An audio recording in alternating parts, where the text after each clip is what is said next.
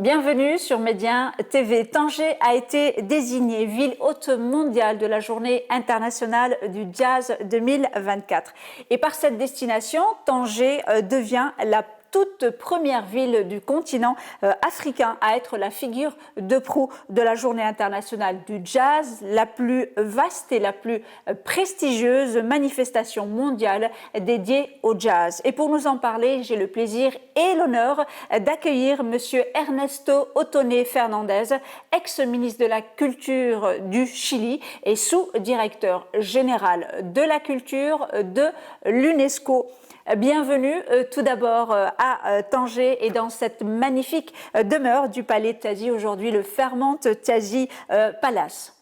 Et de prime abord, je ne sais pas si c'est la première fois que vous venez à Tanger, qu'est-ce que cela vous fait d'être dans cette ville mythique? Effectivement, ce n'est pas la première fois au Maroc, mais c'est la première fois à Tanger. Et bien qu'il y ait beaucoup de pluie en ce moment, c'est une ville qui a une histoire, qui a une tradition, et bien sûr, on est très fiers que ce soit ici qu'on reprend la Journée internationale du jazz.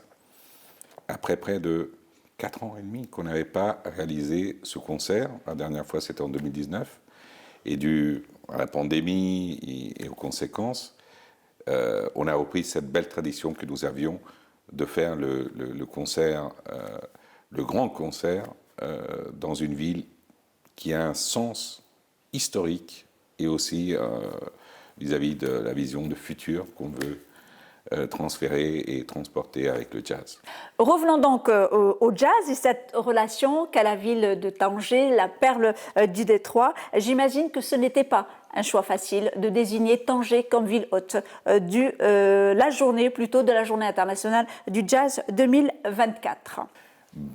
Je vous dirais oui et non, dans un sens où effectivement il y a eu d'autres villes qui se sont proposées, mais effectivement, vous avez mentionné le Gnawa, qui pour nous à l'UNESCO est une chose extraordinaire, puisque quand elle est inscrite au patrimoine immatériel, sur la liste du patrimoine immatériel, pour l'UNESCO c'est une fierté de savoir que c'est cette fusion entre différentes cultures qui a donné naissance à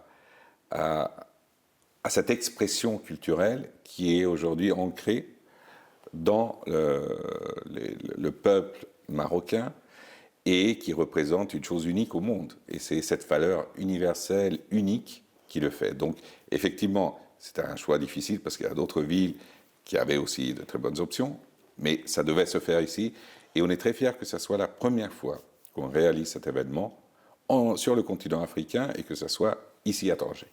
Alors, j'aimerais justement qu'on revienne sur cette journée internationale du Jazz Day et la rapprocher un peu du public marocain, du public de Média TV. Est-ce que vous pouvez un peu nous résumer comment est venue l'idée de la création du Jazz Day et pourquoi le jazz facilite-t-il justement cette fusion des peuples, des musiciens autour justement d'un seul et unique genre musical qui est le jazz?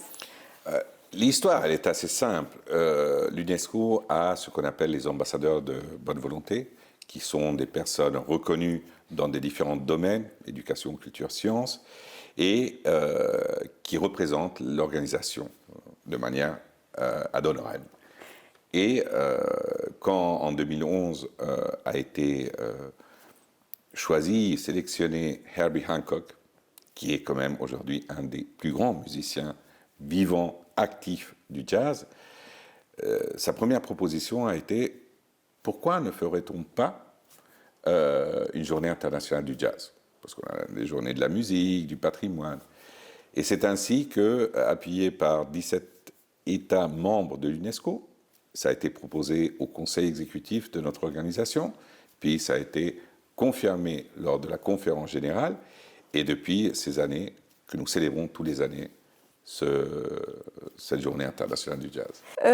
Monsieur Ernesto Otone, pourquoi le jazz plus qu'une autre musique, rassemblement entier? Et je pense aussi que cela va dans le sens et le reflète de ce que c'est aujourd'hui votre institution, l'UNESCO. En fait, effectivement, nous avons plus de 730 éléments inscrits au patrimoine immatériel. Et plusieurs proviennent de la musique ou de la danse. Mais le jazz, il y a quelque chose d'extraordinaire dans le jazz, non pas seulement dans le concept de sa naissance comme tel, mais c'est cette diversité, cette multi-construction, multicolore de cette musique, où l'importance de l'improvisation est fondamentale, où l'idée de la liberté comme sujet est constructeur de paix. Et donc c'est l'union de tous ces éléments qui font du jazz quelque chose d'exceptionnel. Le résultat aujourd'hui, c'est que quand nous célébrons la Journée internationale du jazz, vous avez des événements qui se déroulent en parallèle la même journée dans plus de 195 États. Et ça, c'est extraordinaire. C'est-à-dire l'universalité de cette musique qui est présente dans tous les territoires existants au monde. Et particulièrement aux États-Unis, où c'est né, à New Orleans, où aujourd'hui vous avez les 50 États des États-Unis qui célèbrent cette journée avec des concerts dans les rues, dans les bars, dans les jazz clubs et dans les écoles. Et cette partie de la formation, de raconter l'histoire du jazz à travers ses origines, en passant par tout ce qu'elle a apporté pendant tout un siècle et demi, c'est ce qui fait du jazz cette chose extraordinaire que nous écoutons génération après génération et qui se transforme aussi. Bien sûr, il y a une variété énorme d'autres types de musique. Et on a mentionné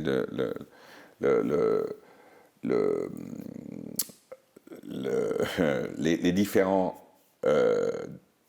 types de musique, qu'elles soient classiques, qu'elles soient modernes, qu'elles soient populaires. Mais aujourd'hui, on a cette spécificité du jazz qui le fait unique au monde.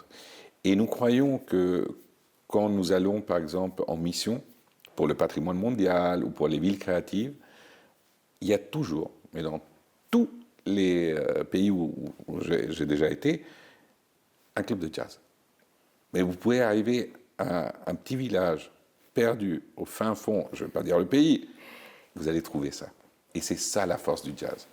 C'est-à-dire, elle se maintient vivante, c'est du patrimoine vivant, c'est du patrimoine qui se transforme et ça véhicule tout ce que représentent les valeurs de l'UNESCO. Et ça va un peu peut-être dans le sens, quand vous dites dans les fins fonds, dans les années 60, Randy Weston a décidé quand même de venir à Tanger et d'avoir un jazz club. Donc qu'est-ce que ça vous fait quand même que finalement toutes les villes du monde, de quelque pays qu'elles soient, de quel continent qu'elles soient, peuvent accueillir le jazz? C'est le rêve de l'utopie, c'est-à-dire que la culture puisse changer le monde. Et aujourd'hui, dans le monde que nous vivons, avec tous les conflits qui ont réémergé, je crois qu'effectivement, la diplomatie culturelle ou les messages que porte la rencontre de cultures différentes, de langages différents, de langues différentes, de manières de s'exprimer, aujourd'hui permettent qu'effectivement, comme vous l'avez dit, il y ait des grands musiciens aujourd'hui qui, et nous les poussons, qui puissent participer à travers leur création à faire de ce monde qui souvent est assez difficile à vivre, un moment de joie, de réflexion, d'entente, de communion. Et je crois que la plupart d'entre nous qui ont vécu la pandémie, je crois qu'il y a eu une redécouverte de l'importance de la culture, de l'art dans nos vies quotidiennes. Et aujourd'hui, cela est resté. Et donc, faire cet amalgame entre cette attente de 4 ans pour avoir ce concert, le faire sur le continent africain, le faire ici à Tanger, à mon avis, c'était destiné. Donc, c'était écrit quelque part. Absolument, moi j'y crois. C'est pas des coïncidences. C'était écrit quelque part. Alors justement, quand je reviens à cette journée de Tanger, juste comme vous venez de me le dire, les artistes ont confirmé leur participation. Donc il y a Marcus Miller, Herbie Hancock, Melody Gardot que j'adore, donc c'est pour ça que je suis à la présence de Melody Gardot et plein d'autres artistes. Comment se fait le choix de ces artistes? Est-ce que tout le monde a acquiescé pour venir ici en terre marocaine, en terre africaine, pour justement participer à cette prestigieuse journée de l'International Jazz Day? La préparation du Jazz Day prend un temps fou. et ça c'est important, on a la sensation qu'on invite les artistes, ils arrivent, ils ont tous des agendas 100% bookés. C'est des artistes de plus grand niveau, de plus de 16 pays en ce moment qui se retrouvent ici. Et donc, c'est un choix, c'est un mélange entre le Herbie Hancock Institute, qui les appelle. Je n'ai jamais vu un musicien, s'il a la disponibilité, de lui dire non. Ça, il faut le dire, ça, il faut le mettre dans les crédits du pouvoir de convocation qu'a Herbie Hancock. Mais aussi, c'est le projet. Et quand Tanger, le Maroc, a présenté ce projet, il y avait cette relation et l'importance de comment, non seulement c'est un événement autour d'un concert, mais c'est un concept qui remet l'éducation au centre aussi de la transmission et le transfert. Et je crois que c'est ça, c'est les masterclass, c'est la rencontre avec les jeunes, c'est des concerts dans le public. Donc on demande que la pluie s'arrête un peu pour qu'on puisse avoir ces événements dans un espace public qui fait que ces artistes acceptent volontiers de participer à ce grand concert qui depuis, et il faut le savoir, lorsqu'il est transmis, nous parlons de plus de 2 billions de personnes dans le monde qui suivent ce qui se passe le 30 avril tous les ans. Lors de la désignation de Tanger comme ville hôte de la Journée internationale du Jazz Day, vous avez annoncé de nombreux artistes qui ont confirmé leur participation donc, ici à Tanger. Qu'est-ce que cela signifie pour cette ville ? Nous pensons que d'un côté, cela devrait motiver des jeunes talents de la région à poursuivre non seulement des carrières ou une approche plus artistique par rapport à leur processus.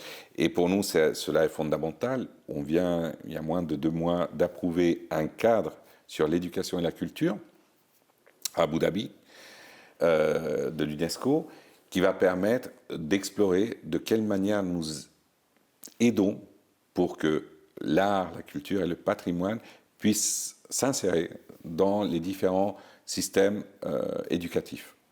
Et je crois que le jazz peut apporter une visibilité face à cette problématique qui aujourd'hui dans beaucoup de pays, au lieu de renforcer cela, on coupe des heures d'approche à la culture. Et pour nous, la culture, c'est un sens civique. C'est-à-dire la culture approche le sens du citoyen, construit à partir de la nouvelle génération, une approche face à l'empathie, au respect, à la recherche de cette diversité.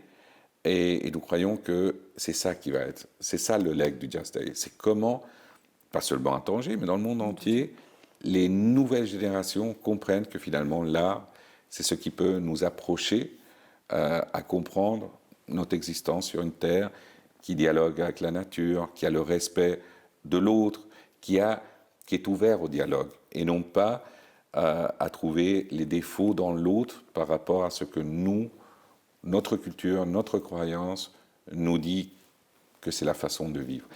Et je crois que le jazz a ce pouvoir. Nous l'avons vécu à Melbourne, à La Havane, à New York, à New Orleans, à Paris, à Saint-Pétersbourg.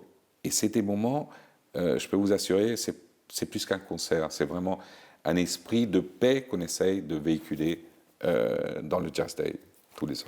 Alors, vous le disiez tout à l'heure, depuis le Covid, beaucoup de choses ont changé et notre rapport à la culture a changé. Et peut-être qu'aujourd'hui, la culture est vraiment cet élément immuable qui fait qu'aujourd'hui, ça reste le plus beau bouclier pour les transformations que connaît la société. Vraiment, la culture est au cœur de ces transformations que nous connaissons. Je ne vais pas les citer, mais vu ce qui se passe dans le monde, en termes de transformation technologique, de transformation géopolitique, est-ce que la culture est aujourd'hui ce bouclier contre ces transformations ?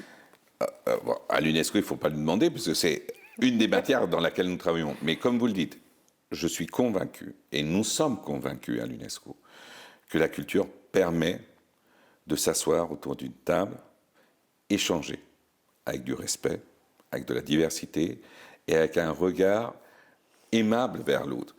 Quand vous parlez des grandes transformations, aujourd'hui, par exemple, il y a un grand défi pour le monde de la culture. Il y en a deux, je dirais. Il y en a un, on sort un peu du jazz, mais c'est le jazz qui nous permet de rentrer dans ce sujet. D'un côté, nous avons la nécessité, dans la construction de l'agenda futur de développement durable, la présence d'un objectif qui aille centré sur la culture. Aujourd'hui, ça n'existe pas. Nous avons des objectifs en éducation, dans la parité de genre, le changement climatique, bien sûr. Nous sommes en train de travailler pour que, avec les ministres de la Culture, et c'est pour ça qu'on a, il y a 3 ans, eu la rencontre de Mondiaculte au Mexique avec tous les ministres de la Culture, dont le Marocain, qui était très actif et très présent. Mehdi, il était là. Et il a été très clair vis-à-vis des messages qu'il voulait transférer depuis la région, d'avoir un objectif unique, qui est culture, qui est le manquant objectif numéro 18, qui n'a pas été pris en compte en 2015. Ça, c'est un sujet. Le deuxième, c'est la transformation technologique. Et aujourd'hui, par exemple, en 2019, l'UNESCO a approuvé une recommandation sur l'éthique de l'intelligence artificielle. Aujourd'hui, l'UNESCO est 100% concentré de faire valoir non pas seulement les droits des artistes vis-à-vis des transformations numériques, mais aussi mettre ce sujet au centre des débats. C'est-à-dire que les artistes puissent donner aussi leur point de vue par rapport à quels sont les dangers et aussi quels sont les avantages de ces éléments. Donc aujourd'hui, il ne faut pas considérer les artistes seulement comme ceux qui se représentent dans la société pour faire de la beauté ou faire une expression. Ils sont citoyens pensants et ils doivent apporter au débat public. Merci.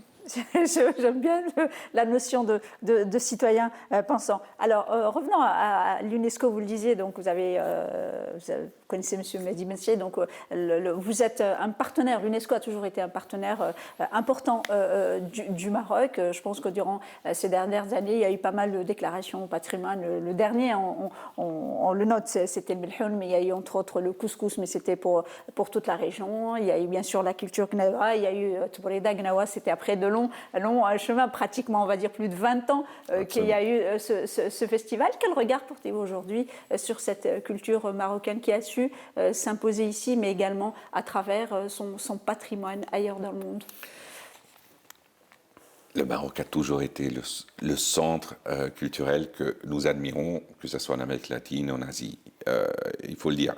Pas seulement le Maroc, c'est la région qui est importante parce que vous avez des valeurs communes entre les différents pays. Et quand vous avez inscrit le couscous, les 4 pays, la Tunisie, l'Algérie, le Maroc et la Mauritanie, ça représente une avancée géante. C'est-à-dire, même s'il y a des tensions et qu'on peut comprendre au niveau historique, quand les pays se mettent à travailler sur des valeurs communes qui sont d'intérêt de la communauté, parce qu'on parle de communauté qui partagent certaines valeurs, qui partagent un savoir-faire, qui partagent aussi des connaissances, c'est là le grand sujet. Et je crois que le Maroc a démontré,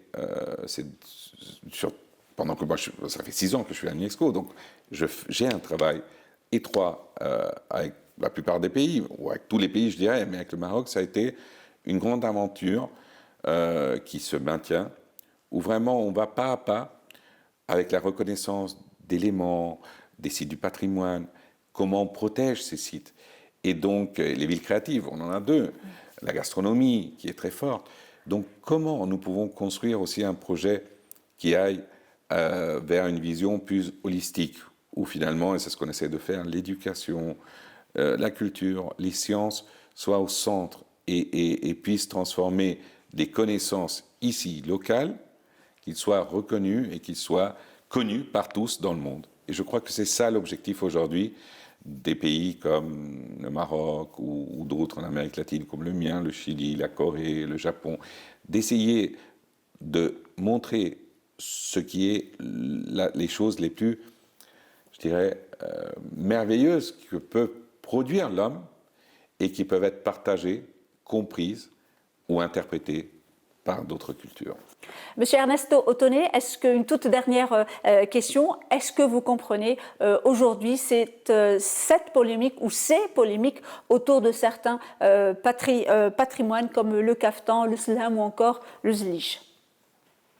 Je dois être très diplomate dans le sens de vous dire que quand il y a des dossiers qui sont en cours d'évaluation, je ne les commente pas. Mais en général, donc je ne vais pas entrer dans le détail parce que je ne peux pas, parce qu'il y a des évaluateurs qui en ce moment sont en train de se reposer sur différents dossiers présentés par le Maroc et d'autres pays. Pour nous, ce qui est important et qu'on essaye de renforcer, c'est que le patrimoine vivant appartient aux communautés. Ce n'est pas une marque associée à un pays. Et ça, c'est la base de la Convention du patrimoine matériel qui a été ratifiée par plus de 184 pays. Il y a un autre sujet qui nous intéresse beaucoup, c'est qu'il n'y ait pas d'appropriation indue de communautés vis-à-vis d'autres par rapport à des éléments qui sont constitutifs d'identité. Et ça, c'est un sujet qu'on est en train d'aborder et qu'on est en train de voir. Dans l'absolu, nous ne voudrions jamais voir des cas où il y a des conflits par rapport à vouloir s'approprier de choses pour diverses raisons, sans qu'il y ait le consentement des communautés. Donc ça, c'est un sujet fondamental. Mais ça doit partir des communautés. C'est-à-dire, s'il y a une communauté qui a une tradition, c'est de famille en famille qu'il a été transféré. Et aujourd'hui, il faut différencier entre ce qui est la propriété intellectuelle et ce qui est le patrimoine vivant. C'est deux choses différentes. La propriété intellectuelle ne rentre pas dans le domaine de l'UNESCO, c'est la OMPI qui est en charge, et c'est à eux de gérer comment seront enregistrés les marques, les éléments. Nous, ce qu'on essaye de voir, c'est comment le travail que nous pouvons faire avec les communautés pour la sauvegarde de ces éléments. Et ce qui nous intéresse le plus, c'est assurer que si un élément est inscrit à l'UNESCO, il y ait des générations futures qui puissent garantir que cet élément ne disparaîtra pas de la Terre. Parce que c'est ça la valeur. C'est que nos enfants, nos arrière-petits-enfants, quand nous ne serons plus là, nous, puissent comprendre d'où ils viennent, comment leurs origines ont été formées et comment les différentes cultures se sont embrassées. Tous nos pays sont construits de plusieurs cultures différentes, et nous le savons. Et dans cette région qui était assez nomade, on le sait, donc il a été transporté. Mais c'est formidable, même en Amérique latine, vous trouvez des éléments marocains qui sont présents dans certaines coutumes, dans certaines communautés. Moi, je trouve que ça, c'est extraordinaire. Et c'est pas pour ça que ces communautés doivent se sentir que ça leur appartient. Ils savent que leur arrière-grand-père, quand ils sont partis du Maroc, et ils ont emporté ce petit bout de terre d'ici, et finalement, ils se sont installés dans nos pays à 15 heures, 16 heures de distance, ils ont créé une culture différente, où ils ont incorporé des éléments du Maroc, de l'Amérique latine, de nos peuples indigènes, et ils construisent quelque chose de différent. Et ça, c'est merveilleux. C'est ce qu'on essaye de transférer à tous nos États membres, à toutes les communautés avec lesquelles nous travaillons. Monsieur Ernesto Otonné Fernandez, merci beaucoup d'avoir accepté notre invitation. Je sais que vous venez d'atterrir à Tanger. Merci d'avoir trouvé le temps de parler à Média TV et aux téléspectateurs de Média TV. Et je rappelle que vous êtes ex-ministre de la Culture du Chili et actuel sous-directeur général pour la culture de l'UNESCO. Merci beaucoup. Un grand plaisir. Et merci à vous, chers téléspectateurs, pour votre fidélité. Restez avec nous. L'information se poursuit sur nos différents canaux. Média TV Arabique, Média TV Maghreb, Média TV Afrique et bien évidemment sur notre média digital, medianews.com.